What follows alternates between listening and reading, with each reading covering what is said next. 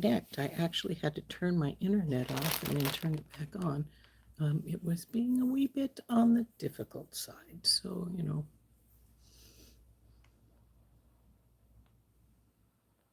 So what we're going to do today is we are going to look at my order I just got from Beadbox Bargains, which includes my companion bundle, which is pretty cool. And we'll turn down and look at that in just a minute. Now, I did have some other items from this that I ordered, and those are mainly just some other odds and end things from the box, though I did order a couple of pretties other than those, but in general, they're mainly box things. So, I forgot to put on earrings. Oh well. Anyway, so we're going to turn down and we're going to look at this. And if we get done looking at this and putting things away prior to the end of our hour, I also got this new book yesterday. Hi, Anita. Gemstones of the World. Now, it's not quite what I was thinking it was going to be, but it is interesting. See, here's Tourmaline Group. So it'll be interesting to look through this book. The first few chapters are talking about terminology and it's an introduction, and then terminology and nomenclature, origin and structures, properties, their Mohs hardness, density, cleavage, fractures,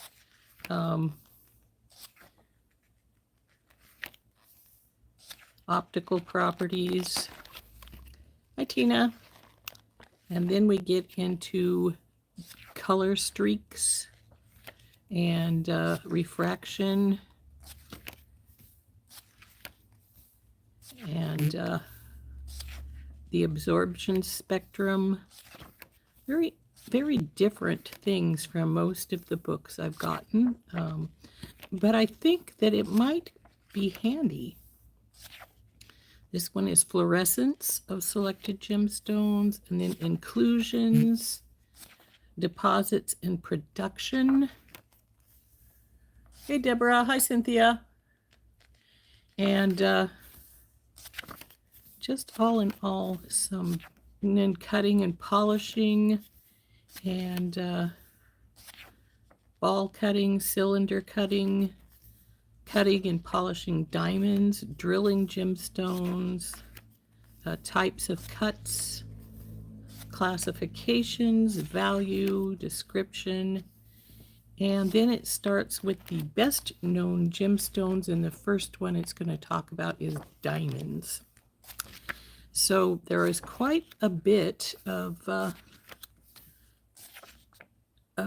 knowledge in this book. It talks about how the people, how they got their names, what their hardness is, just all kinds of interesting things. So here's sapphire, which is popular around here because we do have sapphires here in Montana. So we have all kinds of fun things in this book. Then we go to aquamarine and beryl. So we'll look at this if we have time after we go through our Beadbox bargains and see what we've got there. So let's turn down. We'll open up my Beadbox bargains kit, or my bargain beadbox. Well, it is Beadbox bargains. But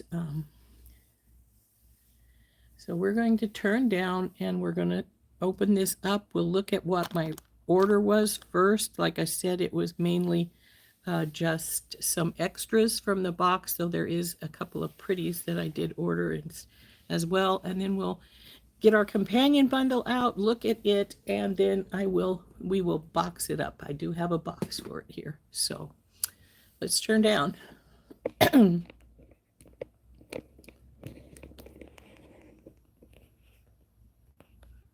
Come on, baby.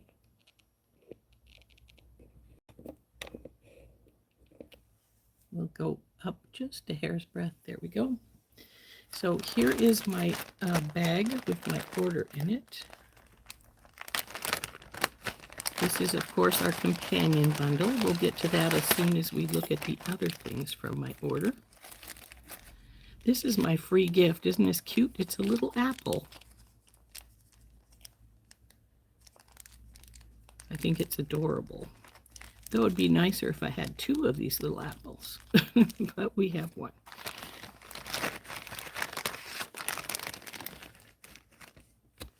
Now I'm gonna take these all out of here, and I think because most of these things are pieces that I got for replacement because they extras. They were box extras. Now these are not, this is of course my free gift, the apple.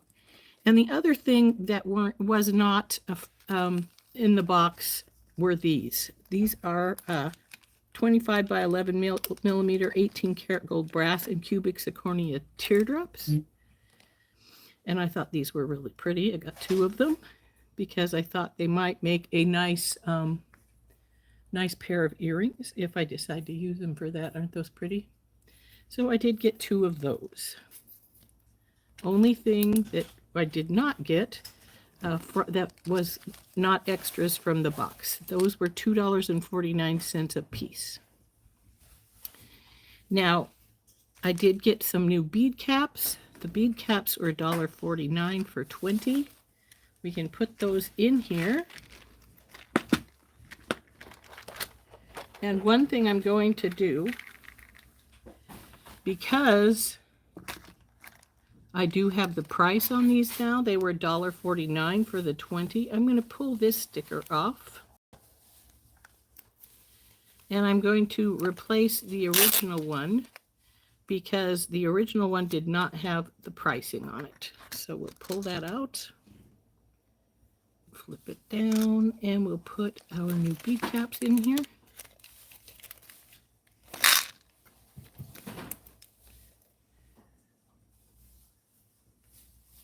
Hello, garden idea tips. I always like new friends.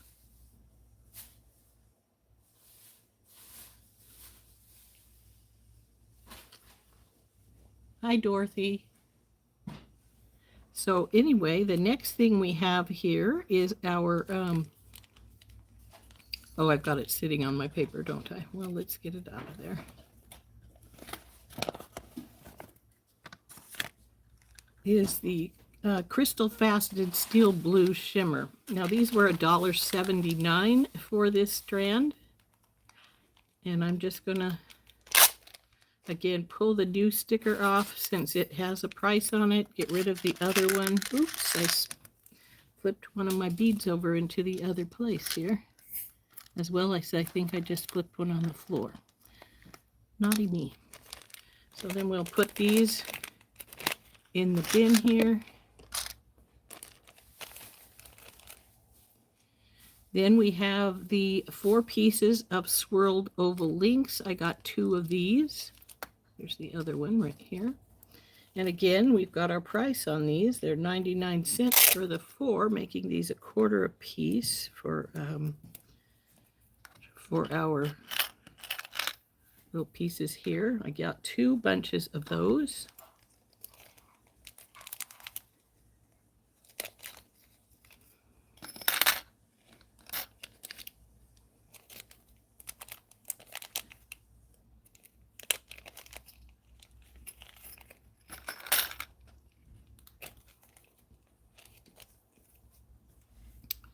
Next, we got our little lampwork octopus. Now, he was $2.59 is his regular price.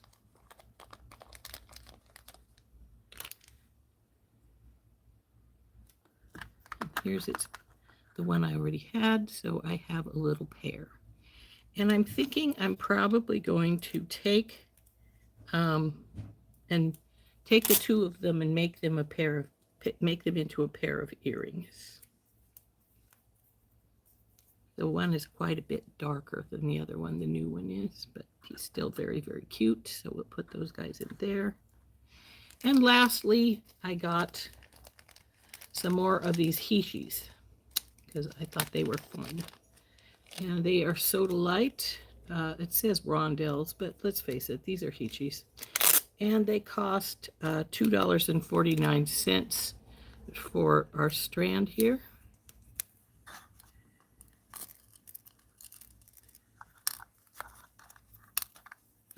Oop. Boy, I better not dump that on the floor. That would be bad, wouldn't it? And so there is our pieces that I've added to my Tranquil Tides collection here. And from then on out, we're now at our companion bundle. And it, again, has the list, which I'm really thrilled by. I like it when they give me the list like this. It's very helpful.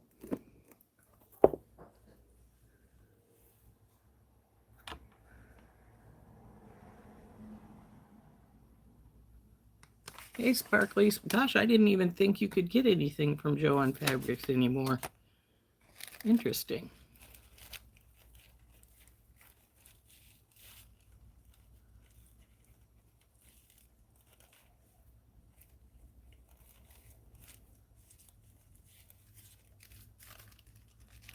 Hey, Beth. So here is our companion bundle. And let's see, that's a number 16, though actually there is numbers on this, so I could just grab them, but I want to get them sort of in order first. Here is number 2. It's our octopus. 56 by 58 millimeter octopus pendant, lead-free, nickel-free, cadmium-free. Its manufacturer's retail price is $2.99. He's cool. Now, there are 19 items in this bin, in this box. And we, of course, have 18 slots. So we'll see if there's something we want to combine here. Maybe just the first 2 pieces, since they're since they're both pendants here. This one is number 1. It's a 36 by 33 millimeter sodalite and brass medallion pendant, lead-free, cadmium-free. Its suggested retail price is $5.99. Now, we've had these kinds of pendants before. I think we usually pay about $3 for them. I'm going to combine these two. So, because they are a pendant, once I use them, their bin becomes empty. So we'll put these over here together.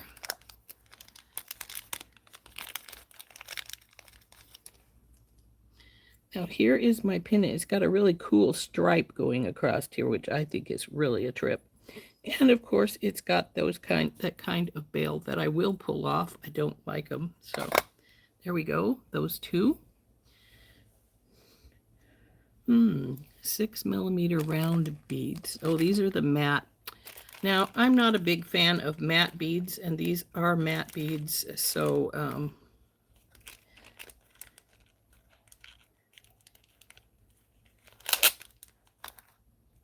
I'm not a big fan of matte beads because they always look like they're dirty to me, and they're dusty and they need cleaned off kind of thing.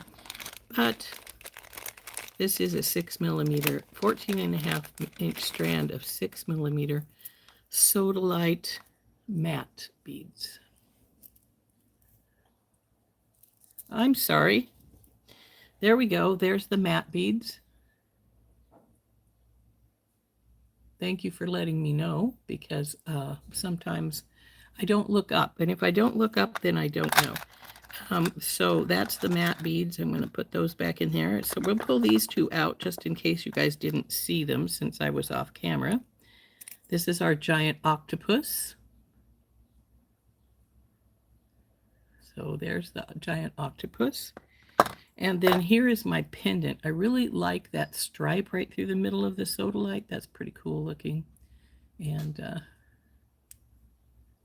so there we go. That was all the way up to number 3. Now we're at sodalite tossed nuggets, number 4.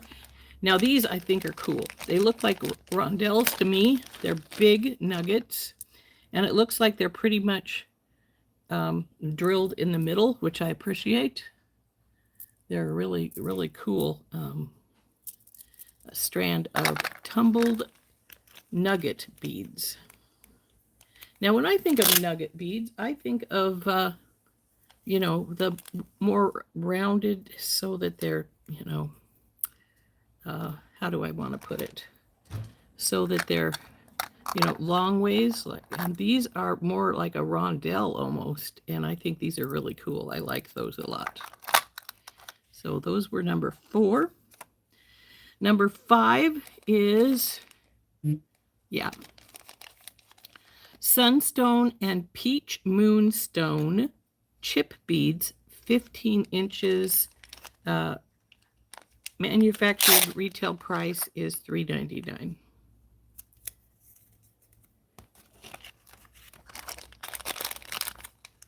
Now these are chips, and they say Sunstone and Moonstone. Moonstone and Sunstone are both feldspars, so they're in the same family. The difference in general is that Sunstone has little flecks of copper in it. Let me see if I can find one so I can show it to you.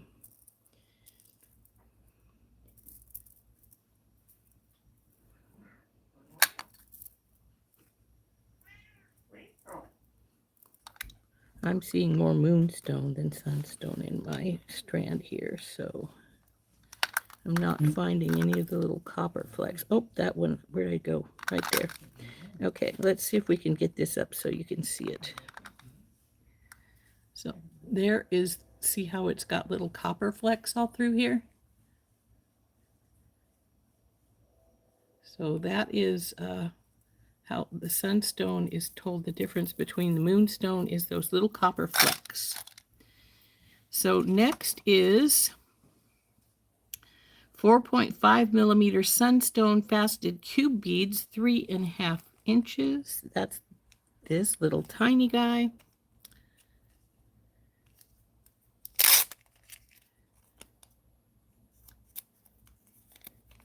Its manufactured retail price is also $3.99. But this is a tiny little tiny strand of cubes. Now you can see in these though, especially I saw it in one right here, this one right here, you can really, really see the copper in this one. See it? So that's a little tiny strand of Sunstone. Next is 8 millimeter agate dyed and heated round beads, 15 inches, $7.99. That's these guys. We have the bigger ones in the regular box.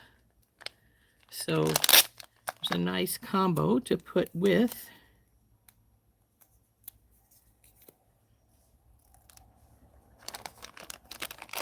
I like the fact that this one has some browns in it as well as the blues.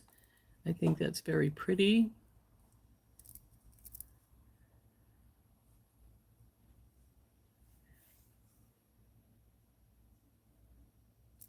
So let's see if we can get those to go into there. You think I'm going off camera too much because I'm too close to the camera, Dorothy? I suppose that's possible. Okay, we're at number 8, 8 by 5 millimeter blue spot jasper faceted rondelles. That's these guys.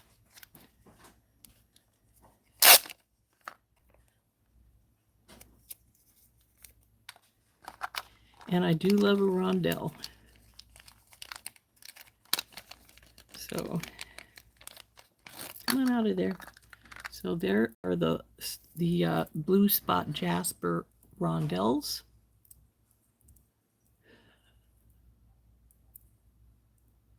So next is 10 pieces of 10 millimeter agate dyed and heated Z beads. Now I have some of these. They're fun. And I do have them in the blue color. But come Come on, let go of my finger. So here is our Z beads. I'm going to get a little tray. So you can see this one's a little darker, but then we have the more prominent white in these. So they're very, very pretty.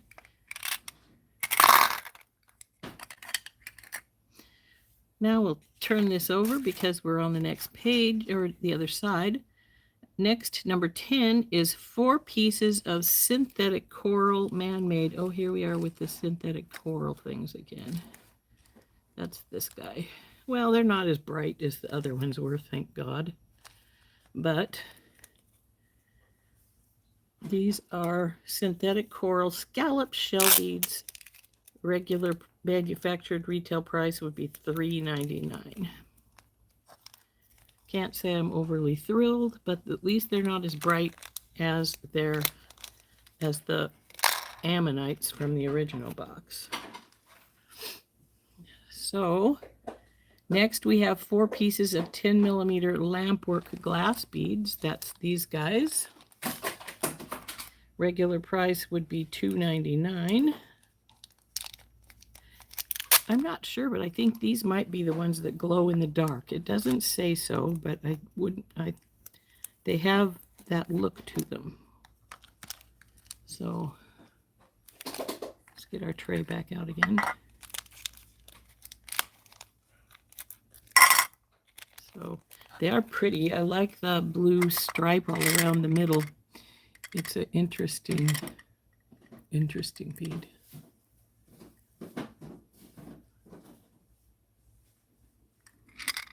Into you. Next is there's our lampwork glass crab. He is very cute. His regular price is $2.99.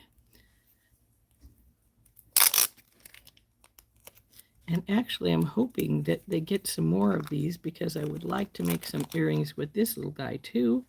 I was thinking before I got the second octopus, I was thinking of making a pair of earrings with this guy as one side and the octopus as the other side, and I still could do that.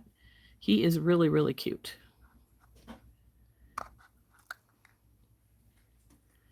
Next is 4 millimeter crystal bicone beads in apricot AB, 11 inches. $3.99 is their regular price. Is that you? No, this is 19. Ah, here we go. 13 is, these are bicones. Bicone beads in apricot. So we have a little strand of apricot beads there. Bicones.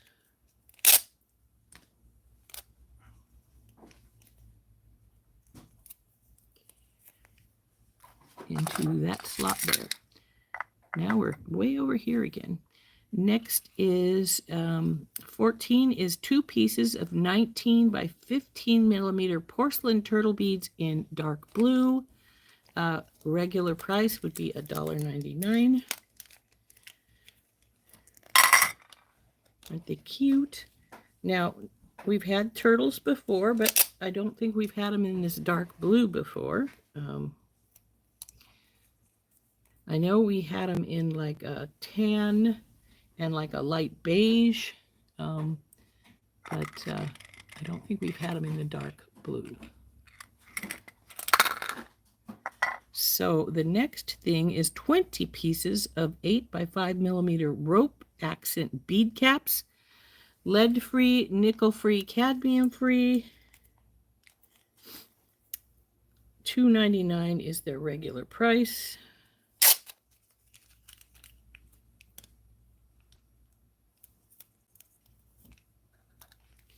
And here they are.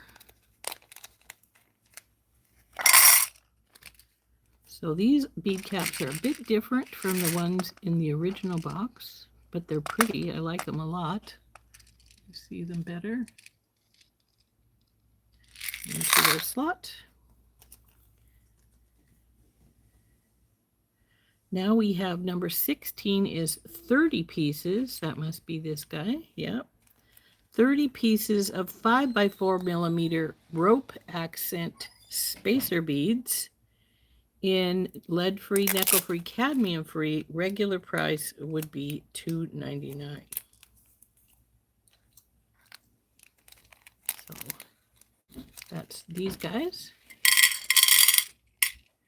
Did I get them all out of there? Yep.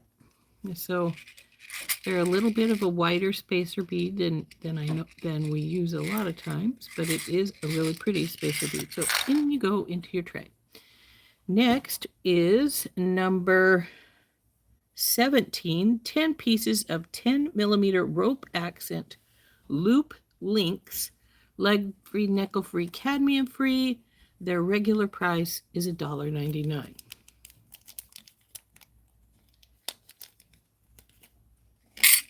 So those are those interesting little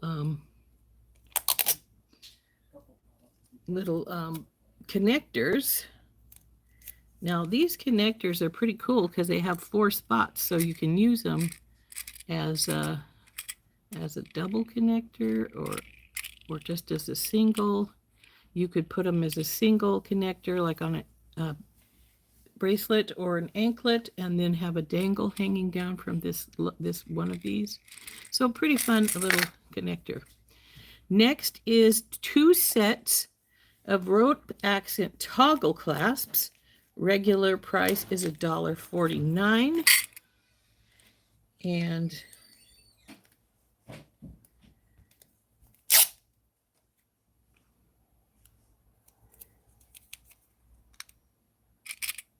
so they're just a regular toggle clasp with a rope pattern on them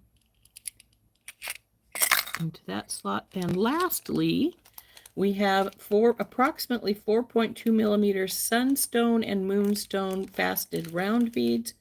Suggested retail price is $5.99. Little guys, in other words. Now, I generally prefer a bigger bead, but these are really pretty. These, to me, are more accent beads than a regular piece. And there is quite a bit of copper in mine, so it looks like I have quite a bit of sunstone in my package. So, and that's the last tray. And that is our Tranquil Tides companion bundle. That would not be good.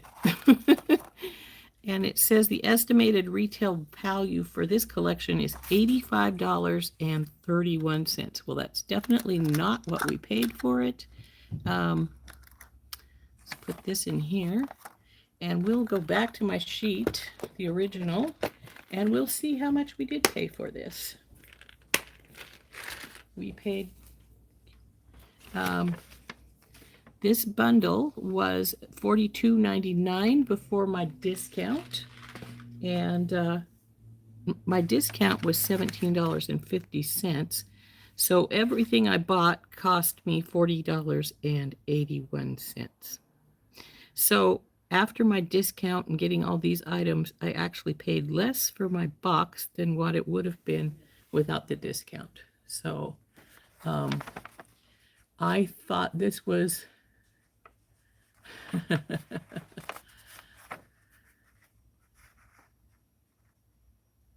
Yeah, this is a very good box. I am thrilled with it. I like it a lot. I hope you guys liked it. It's my apple. He's so cute. I didn't figure there was much sense in putting these few items back in the baggie since the other things were all put away. I will probably get those boxed up in one of my other boxes. So now the other thing that I got yesterday was this book, Gemstones of the World. I'm going to put us back down if I can. A little bit here. Yeah, so we can see the book better, I hope. And let's put you guys over here. So this is Gemstones of the World, 5th edition. And it is a hardcover, which I wasn't expecting. And they have some interesting over here in the back here, there is a map showing you where a lot of the stones come from. And I'm going to do a little something here before we get started in here. Since this is a hardcover book, it's going to try and crack the spine if we're not careful. And I worked in a library for a while, and they always, when the new books came in, they always had us do this so that it would help the book spine not crack and we could open it easier. So anyway, this starts, it starts with a crown. English imperial state crown with rubies, emeralds, sapphires, and pearls, and more than $3,000. Whoa. Or 3,000 diamonds, I should say, not dollars. So that is quite the impressive crown there, isn't it? So we have terminology.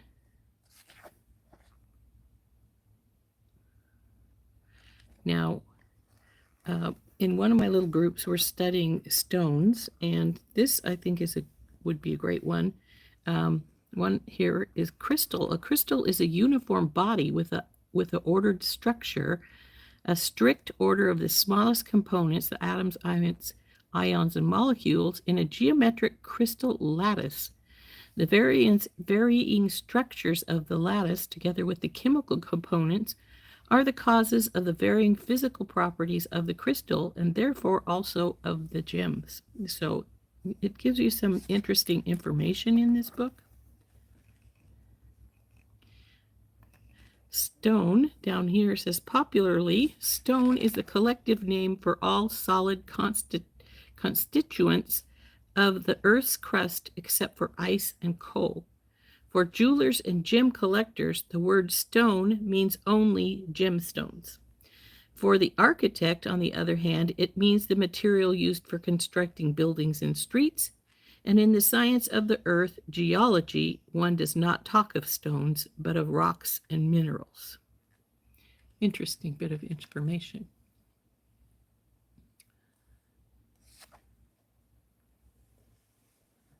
Hey, Georgina. Georgina, did you let us know how your daughter's doing? We talked yesterday, but I don't think that we got that information. I hope she's doing well.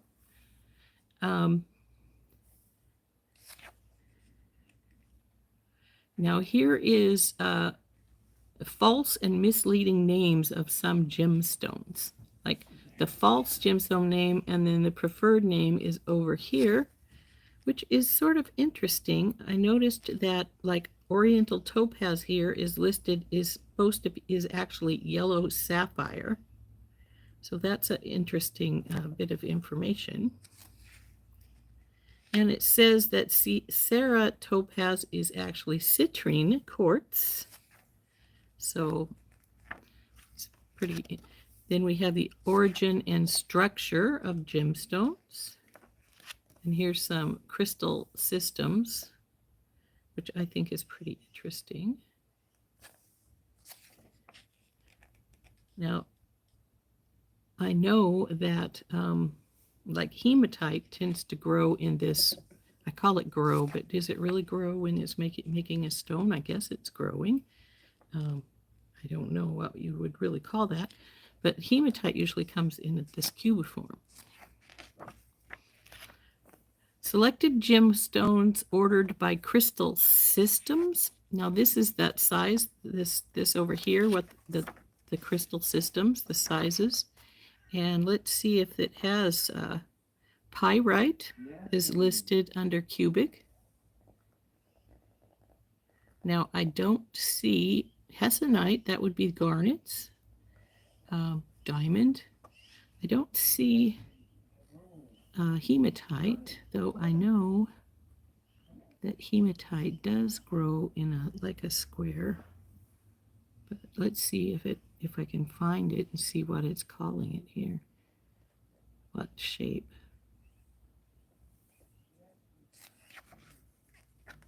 Nope, not listed that I can see. Now we have properties of gemstone, and one of those things is they're talking about the hardness, which is what this is, the Mohs hardness scale. The softer the scale, the easier they are to damage them. So, oh, I didn't know lepidolite was had such a softness to it. It's 2.5 to 3. That's interesting.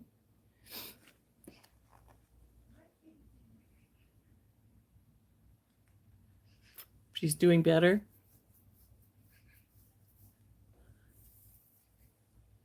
Yeah, you're gonna. I don't blame you for worrying about her, Georgina. I mean, it's not something that's easy to deal with when your children are sick like that. Density and specific gravity.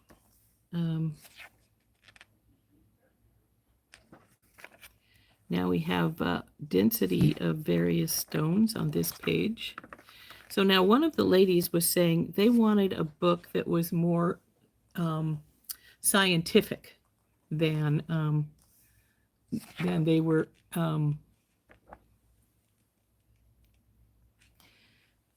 than some of the ones that have the properties and stuff. Now this one says changes in color. Color of some gemstones and decorative stones is permanently altered by time. Amethyst, rose quartz, and kunzite, for instance, can become paler, even to the extent of becoming colorless when exposed to direct sunlight. Now, I did know this. A jeweler told me that about rose quartz some time ago. I didn't realize that amethyst and kunzite were in that category as well. I knew about rose quartz though, because from what the jeweler told me, rose quartz will actually, if it's left in direct sunlight, so for any length of great length of time, will turn gray, and then the color will disappear entirely. So, selected gemstones ordered by streak. It's interesting. Reflection, light reflection.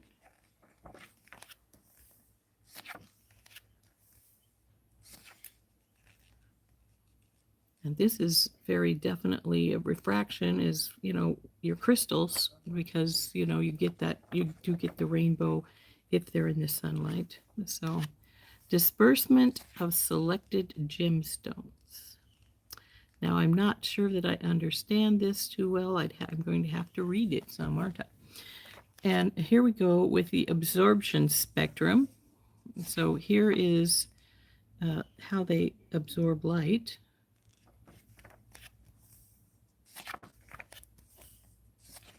Transparency, luster, light and color effects. These are star sapphires over here. You see how this star is right here in the middle when it hits? And it describes some of the different ways that it refracts light. This, adventurescence, chatoyancy, iridescence, labradorescence.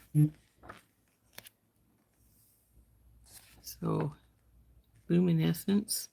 Now this is when you put black light on them and they have the color. See the difference between the black light and the regular light on these stones. Fluorescence of selected gemstones. Now we have inclusions. This one's a really cool inclusion, isn't it? But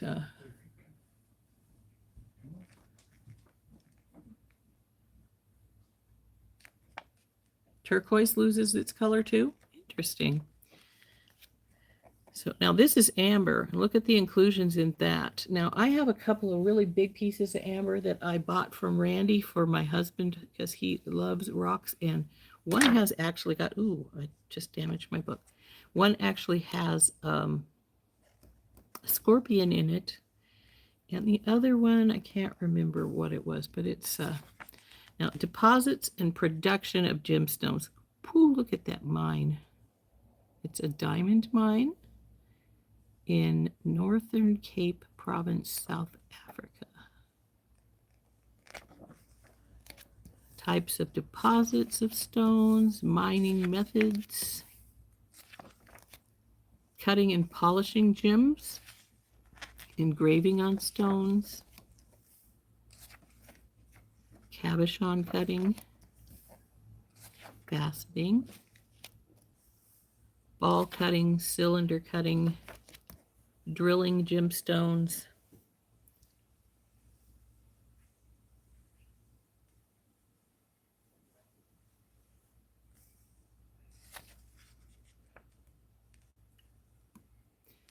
cutting and polishing diamonds, types and forms of cuts.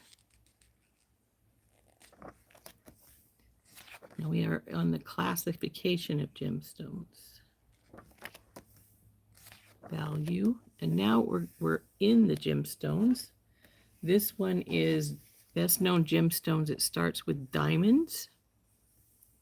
So there's the rough and there's the cuts. And then we have diamond occurrences, diamond production, diamond trade,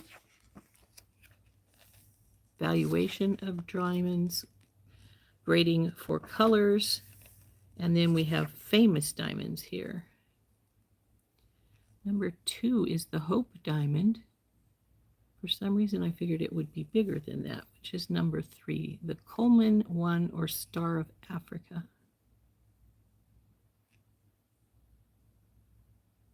Interesting. I don't think I've ever seen a green diamond. I've seen the gold and the blue, but I don't think I've ever seen a green. That one's the Dresden green, 41 carats. Yeah. Yeah. Development of the brilliant cut. Now we're in corundum species, starting with rubies. There's a star.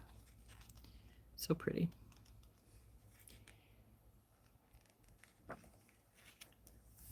Famous rubies.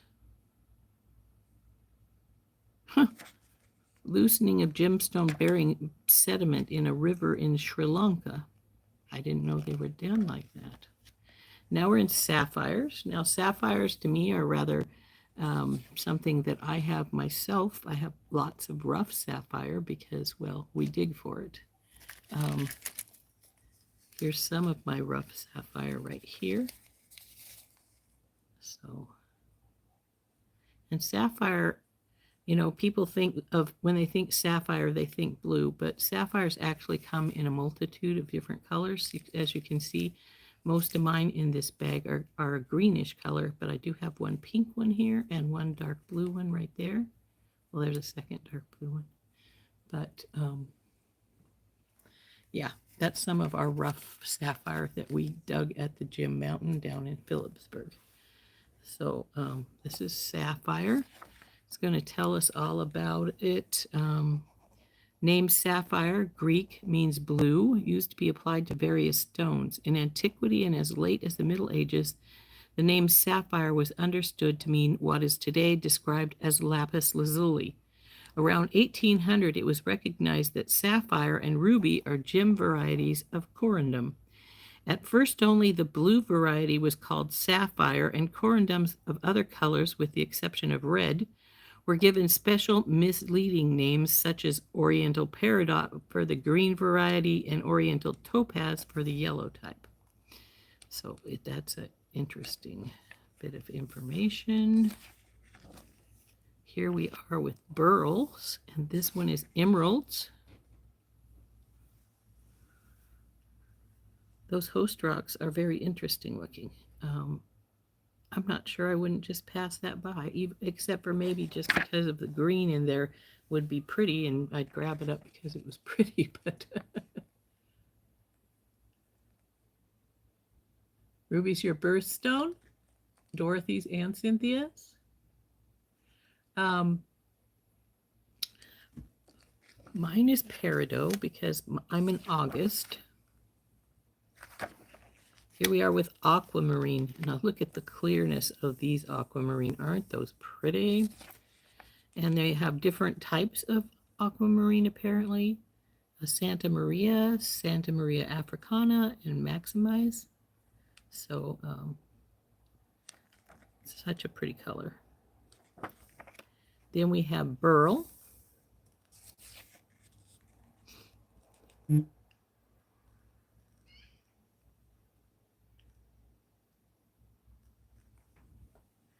Now, you'd think those are peridot because of the color of them, but it's, according to this, they are actually Heliodor. So different. Heliodor is a light yellow-green Greek presence of the sun, discovered in 1910 as apparently a new variety in Namibia. But burls of the same color were previously known in Brazil and Madagascar. Since there is no clear distinction possible in the yellow and green-yellow tones in comparison to golden burl, Heliodors are generally rejected as an independent precious burl variety and rather are counted among the weak-colored golden burls. Not sure I'd agree with that. But then we have chrysoberyl. Interesting. Spinel. Now look at this spinel. Most of it is pink. And you know, when I think of spinel, I think of black. But those are not black. This is topaz. A lot of different colors here in this topaz.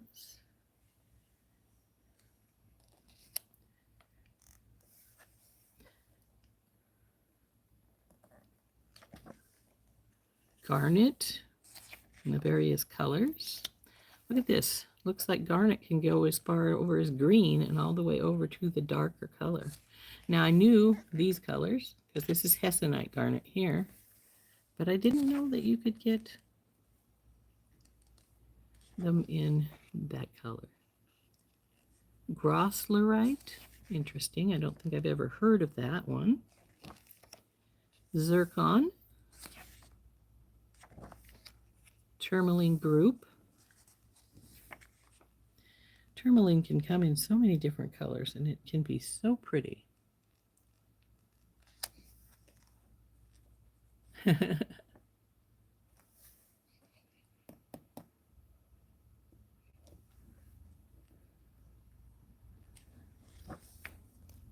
And here is the cut tourmalines. Look at those. Aren't those pretty? I don't see a watermelon. I think a watermelon is tourmaline is so pretty with the pink in the middle and the green around the outside, but I don't see one in this bunch. Spodamin, I'm not sure if I'm pronouncing that right. Has two different types, hiddenite and kunzite. Oh, kunzite. Now this is kunzite. I recognize those pinks. So pretty. Quartz, rock crystal, smoky crystal. That's the smoky crystal.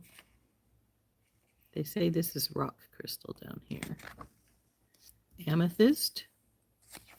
Here we have our really pretty types of amethyst. Now I know that this one, it says quartz rough, amethyst quartz rough, but that is a dog tooth, as is this one.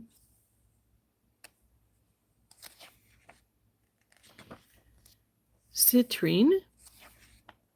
There we go again with the color of citrine. I didn't realize could be, oh, that's not citrine, it's chrysolite. I'm not pronouncing that right, I know, but that is what I would expect from citrine with these pretty, pretty yellows. Rose quartz, aventurine, blue quartz, and a praise. Never heard of praise. Tiger's eye, hawk's eye, and this they say is cat's eye, the quartz cat's eye up there. Okay, here's that lovely one that I can never pronounce right because I want to call it chalcedony, and some people have told me it's called chalcedony, and so I've heard it pronounced a number of different ways. I'm going to keep with my chalcedony because that's the first way I ever learned it. This is the carnelian, and this says it's sard. Nope, this is the chalcedony. That's a carnelian up there.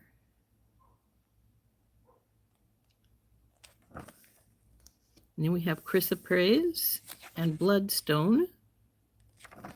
So we go down and we have all different kinds of wonderful stones listed here.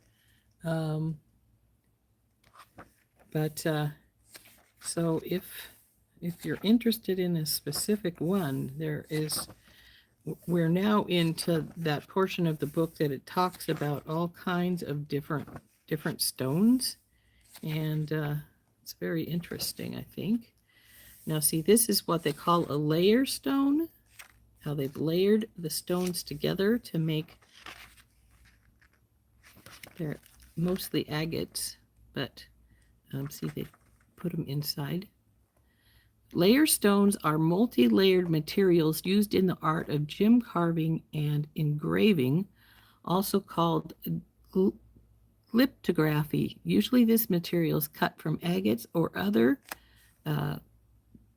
chalcedonies with even parallel layers, a lighter layer above a darker one. Brazil supplies the best raw material, usually 2-layered, but sometimes 3-layered ones are seen. Some masterpieces are cut out of the 5-layered material. Engravings in multi-layered and carved agates are rare. Some explanations concerning layered stones engraving work follow: onyx, sardonyx, cornelian onyx, nicolo, intaglio, and cameo. So you can see they've taken these pieces and carved them down here.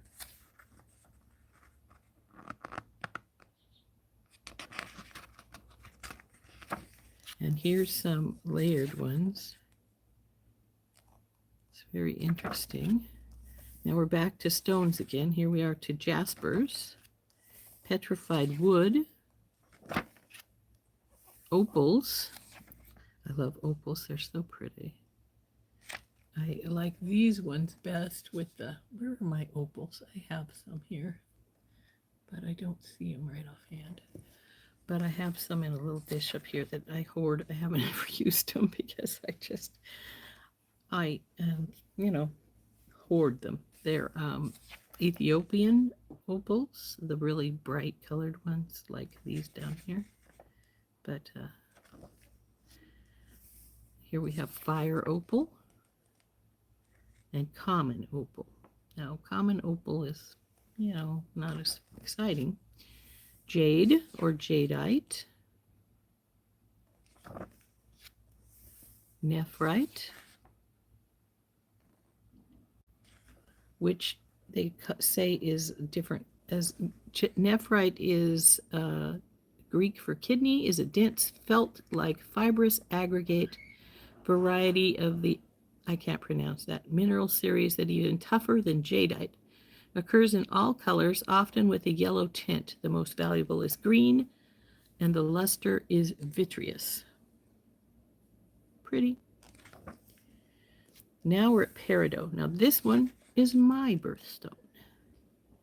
I got a little one on right here on this finger. So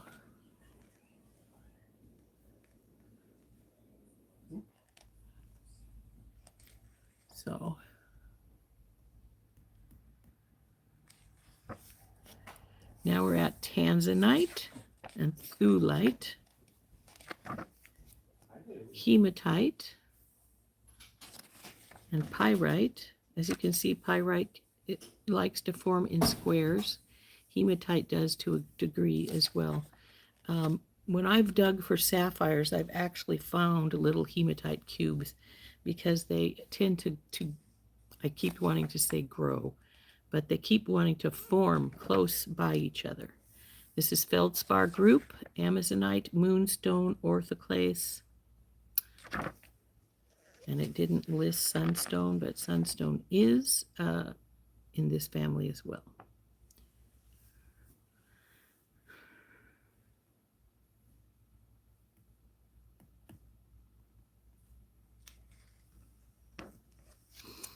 Labradite, aventurine feldspar, rhodochrosite, rhodonite. Now, as you can see, the difference between rhodonite and rhodochrosite, and half the time I cannot remember which is which, but one has the white stripes, one has the black stripes. It says that this is the rhodonite down here, according to the book. This is the rhodochrosite up here with the white stripes. The black stripe is the rhodonite.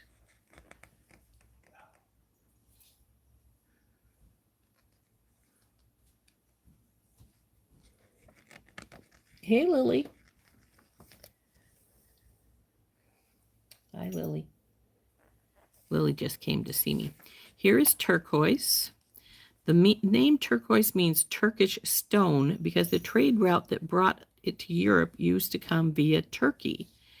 Pure blue color is rare. Mostly turquoise is interspersed with brown, dark gray, or black veins of other minerals or the host rock. Such stones are called turquoise matrix. It can also be intergrown with malachite and chrysocolla. It has a waxy luster or matte. Most of the so-called turquoise found in the United States contains iron and is thus really a mixture with chalcosiderite. Iron imparts a greenish color. The popular sky blue color changes at 482 degrees into a dull green, so be careful if you're soldering with it. A negative change in color can also be brought about by the influence of light, perspiration, oils, cosmetics, and other household detergents, as well as loss of natural water content. Turquoise rings should be removed before your hands are washed. So that's an interesting piece of information. Now, frankly, to me, I don't like the pure blue. I don't. I think it's boring.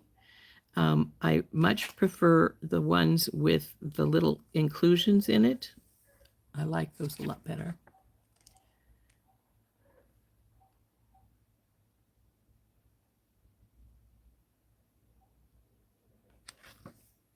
Then we have lapis. Now, lapis was very, very popular in Egypt because they used to crush it and use it as paints and as makeup. And it, was very, very, had a lot of varied uses back in those days. Lapis is present for 6,000 years. The deposit producing the finest material has been in the West Hindu Kush Mountains of Afghanistan. Lapis was already used in prehistoric times for jewelry. During the Middle Ages, it was also used as a pigment to produce ultramarine. Some palaces and churches have wall panels and columns inlaid with lapis. Today it is used for ring stones and necklaces, as well as sculptures, vases, and other ornamental objects. So, as we all know, because we have some, don't we? Probably every one of us has lapis in our collection. This is sodalite. Oh, we got sodalite right now. We just opened some up, didn't we? So I like sodalite. I think the white striping is really cool, and I really love it when it has the oranges in it. I think that's really, really pretty. Then we have malachite. Malachite is hard to come by the real thing. You have to be careful. You get a lot of fake malachite on the market. So lesser known gemstones, andalusite and euclase. I've heard of andalusite, but I don't think I've ever heard of euclase before. Hamburgite. That's interesting.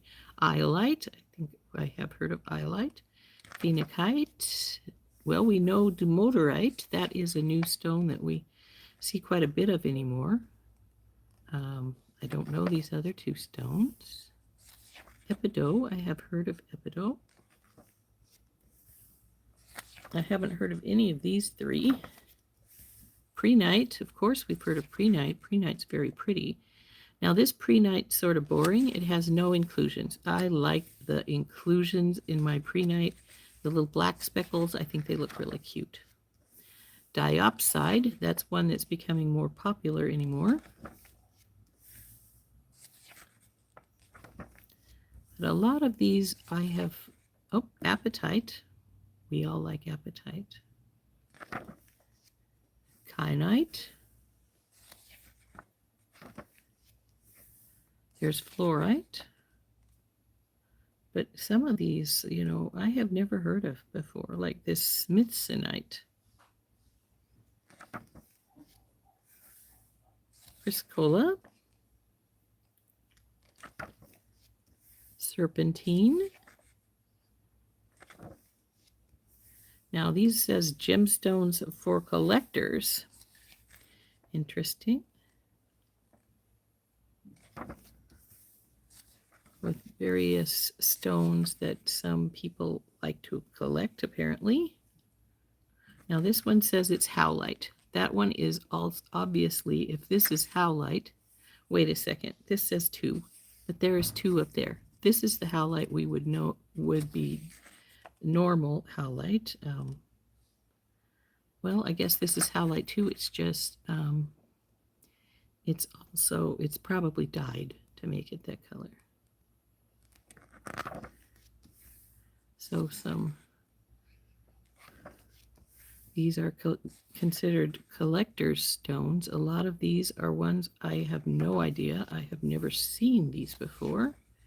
Some of them, you know, we have. Cinnabar is actually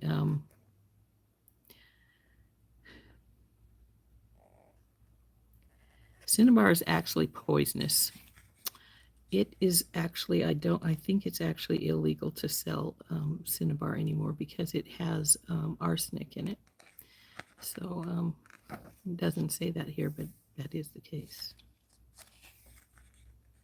So this is a very interesting book. There's stuff in here, like I said, I've never heard of. There's bronzite. Now, we didn't see that earlier, but it is here. And bronzite is a favorite of mine. I think it's a really cool looking stone. What is this? Look at that pretty blue-green down there. Grandidorite. Grandidorite? Interesting. Never heard of it, but it's very pretty.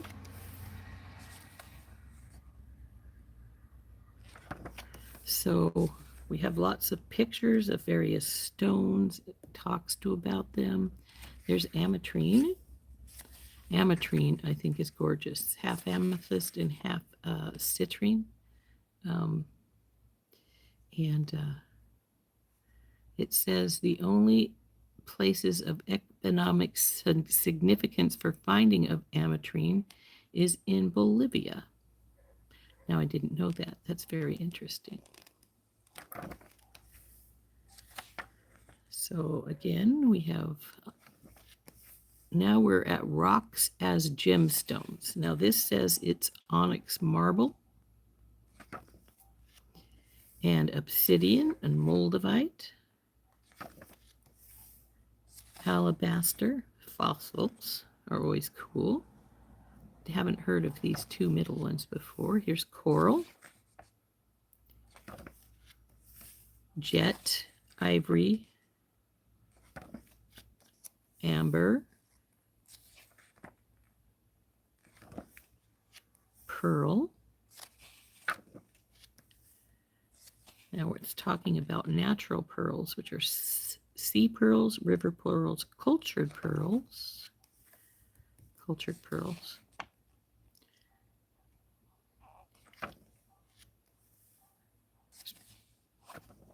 Talking a lot about the pearls. There's mother of pearl. This is abalone. It says mother of, of Paua. It's not. It's mother of pearl of the Paua, which is abalone. Mostly found in New Zealand. Now we're talking about imitation and synthetic gemstones.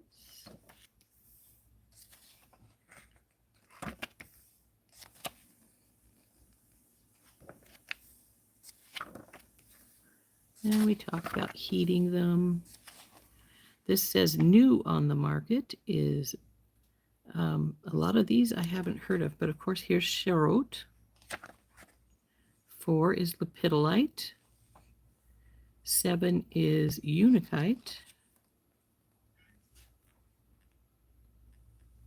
14 is Larimar. Where is 14? Ah, here, down in here.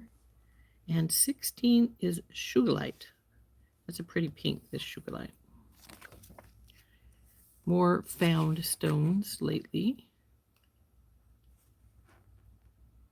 23 through 27 is moonstone varieties.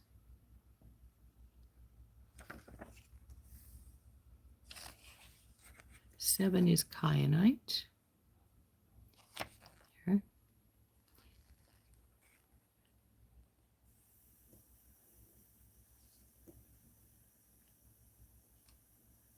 So pretties.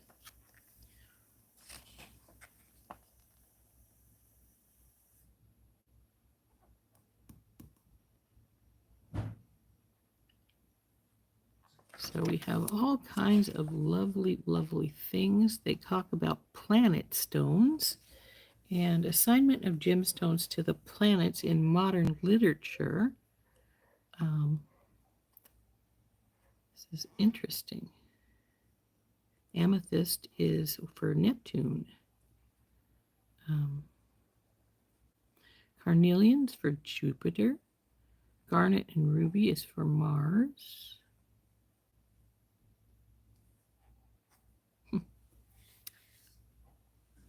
I wouldn't have thought of doing that. And then the zodiac stones.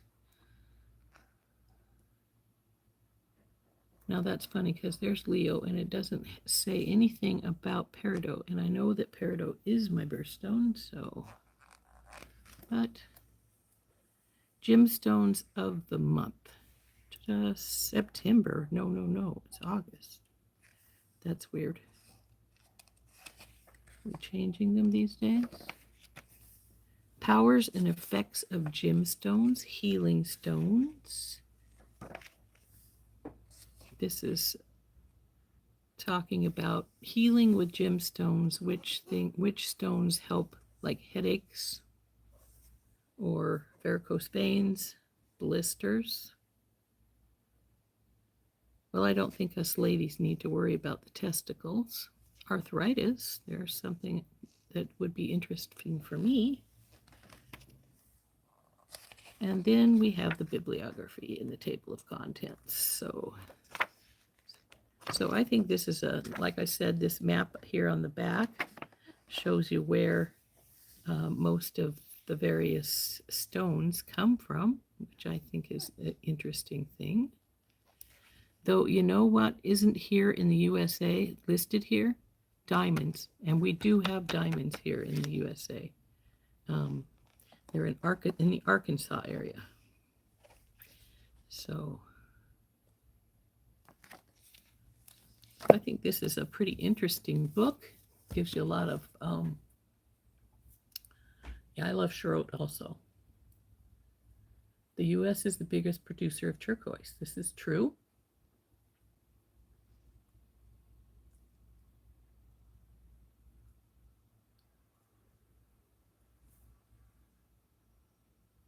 Okay, what did I miss while I was going through on that?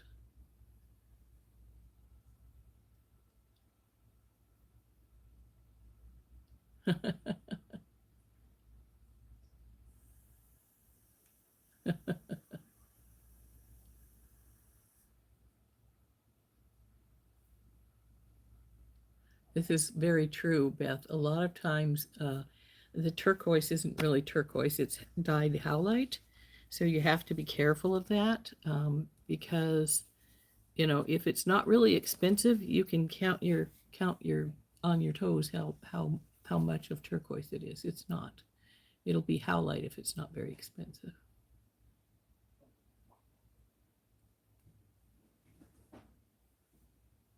Hey, Heather. I love bronzite too. I think it's a really cool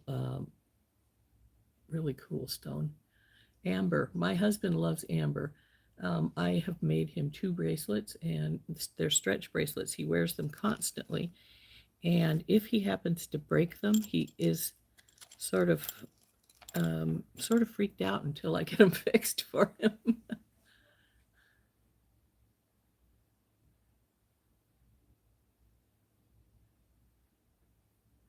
Yes, Charlotte is purple.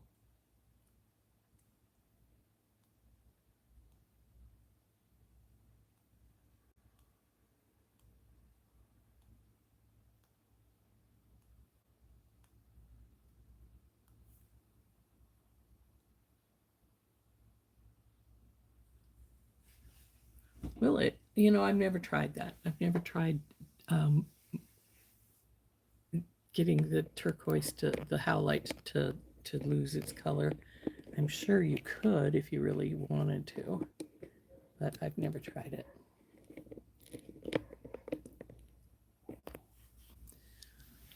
So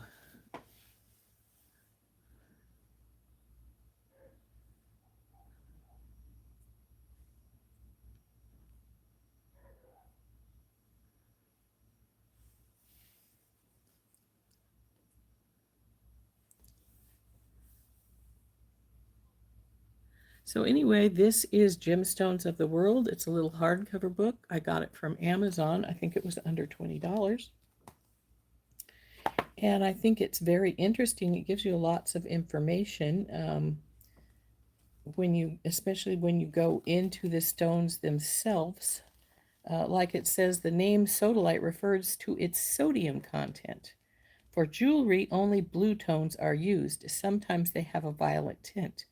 Frequently, they are dispersed with white veins from white calcite. It has a vitreous luster. On fractures, there is greasy luster. The low density is quite noticeable. Occurrence is usually in syenite and trachyte rocks, as well as pegmatite. Deposits are found in Brazil, Greenland, India, Canada, Namibia, Russia, and Montana. Ooh, we can find it here. I may have to see if I can find where they find it at. Used as a cabochon and for necklaces, especially for arts and crafts objects such as ornamental stones. Possibilities of confusion are with azurite, dumortierite, lapis lazuli, and lazulite. Synthetic sodalite has been known since 1975.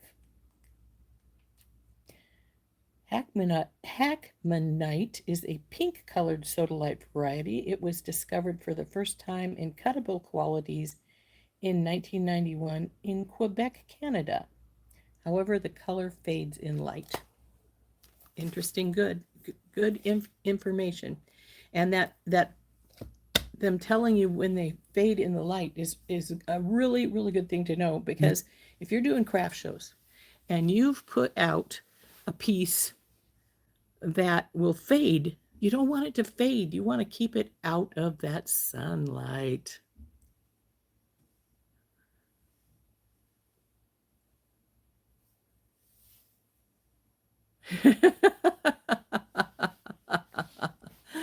Oh, that's all right, Heather.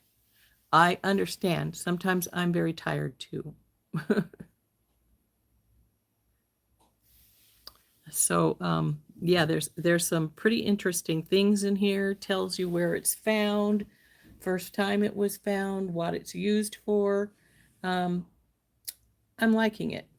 And like I said, a lot of my books talk about the stone's properties. Like, it's good for if you have if you're having a bad day or if you're grieving or something like that, then this stone will help with that. This doesn't really go into stuff like that. This is more of the stone's makeup, where it comes from, that kind of stuff. Um, and I think it's pretty pertinent in a lot of ways. So I think it's a really good book. So anyway, I am going to go. We have talked about our companion bundle, and we've gone through my book here, our new book, Gemstones of the World. And I hope you guys enjoyed it. I think this book is going to be really good information on various things. So I hope that that you will that if you decide you need the more information from this book, then and you don't want if you don't want to purchase it but you would like some information, by all means contact me and I will find the particular section and I will try to at least get you the information that it gives us. So anyway, that's it. That's our book. And of course, we all already looked at our companion bundle. So I think that was a good thing. And I'm going to go. We've been on for a little over an hour. What else is new, right? I do that all the time. But I'm going to go now. So I will. Yes, I would appreciate if everyone hit the like button. That helps me quite a bit.